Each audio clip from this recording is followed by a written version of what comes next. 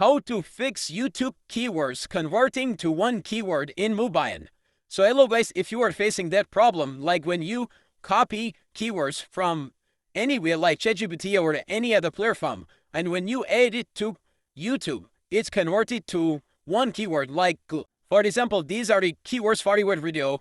When you copy it and paste it in mobile in YouTube, after that, it gets converted to one keyword. So how you guys can fix that problem? So for that, you need to simply go to ChatGPT and tell them, give this keyword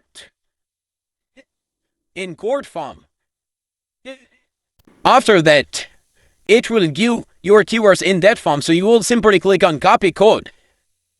And you need to go to YouTube keywords and paste it. Once you paste it, you need to simply click on second keyword and you need to select till end.